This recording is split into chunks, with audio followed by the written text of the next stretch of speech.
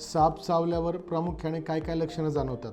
जर तो साप न्यूरोपॅरालिटिक असेल, म्हणजे त्यानं जर तो मसल्स आणि म्हणजे ब्रेन याच्यावर सिस्टम तो इफेक्ट करत असेल, तर तो सगळ्यात महत्त्वाची गोष्ट होते की पेशंटला डोळ्यावर झापड येते आणि त्याला दोन दोन दिसू शकतात. म्हणजे त्याच्या ज्या डोळ्याच्या ज्या पापण्या आहेत त्या खाली लागतात, त्याला आपण टॉसिस म्हणतो. अजून एक महत्त्वाचं लक्षण न्यूरोपॅरालिटिक स्नेक बाईटचं की पेशंटला श्वसनाला खूप त्रास होतो, कारण की आपल्या ज्या श्वसनाच्या ज्या मसल्स असतात डायफ्रॅम, त्याचा पण जो पॉवर असतो तो मेंदूवर डिपेंड असतो. त्याला जो नर्व सप्लाय आपण म्हणतो किंवा तो मेंदूवर कंट्रोल असतो. आणि हे न्यूरोपॅरालिटिक स्नेक बाईट्स त्या मसल्सला वीक करतात, कारण ते त्याच्यातला तो जो मेंदूचा जो कंट्रोल आहे तो त्याच्यामुळं जातो आणि त्यामुळं पेशंटला श्वास घ्यायला त्रास होतो. त्यामुळे त्याला रेस्पिरेटरी फेल्युअरमुळं पेशंट खूप फास्टमध्ये सुद्धा ते होऊ शकतं आणि पेशंटला रेस्पिरेटरी फेल्युअर होऊन पेशंट त्याच्यामुळे दगावू सुद्धा शकतो. अशा पेशंटला लवकरात लवकर ॲडमिट करून अँटीस्नेक वेनप देऊन गरज पडल्यास व्हेंटिलेटरवर सुद्धा तात्पुरत्या स्वरूपात घ्यायची गरज पडू शकते,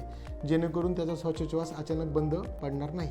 जर तो हेमॅटोटॉक्सिक किंवा सायटोटॉक्सिक किंवा मायोटॉक्सिक स्नेक बाईट असेल तर त्याचा प्रिडॉमिनंट इफेक्ट असतो की मसल इंजुरी, म्हणजे मसल्सचं पूर्ण डिस्ट्रक्शन करून टाकतो किंवा त्या मसल्समधले त्याचं पूर्ण विघटन करून त्याचे जे टॉक्सिन्स जे बाहेर पडतात ते बऱ्याच आपल्या बॉडीच्या सिस्टमवर अफेक्ट करतात. One of the most important system ते अफेक्ट करतात ते किडनी. त्याच्यामुळे बऱ्याच वेळेस रॅब्डोमायलायसिस करून त्याच्यातून जे टॉक्सिन्स तयार होतात ते टॉक्सिन्स किडनीमध्ये जाऊन बसतात आणि त्याच्यामुळे अक्यूट किडनी इंजुरी होऊ शकते. त्याला आपण अक्यूट ट्युब्युलर नेक्रोसिस म्हणतो किंवा अक्यूट पॅचिकॉर्टिकल नेक्रोसिस म्हणतो. ह्या गोष्टीमुळं किडनी पेशंटची युरिन कमी होऊ शकतं आणि पेशंटचं क्रिएटिनिन त्यामुळं साहजिकच वाढेल आणि त्यामुळे पेशंटला कधी कधी डायलिसिसची सुद्धा तात्पुरत्या स्वरूपात ह्या व्हास्क्युलोटॉक्सिक किंवा सायटोटॉक्सिक स्नेक बाईटमुळे पेशंटला कधी कधी डायलिसिसची पण गरज पडू शकते.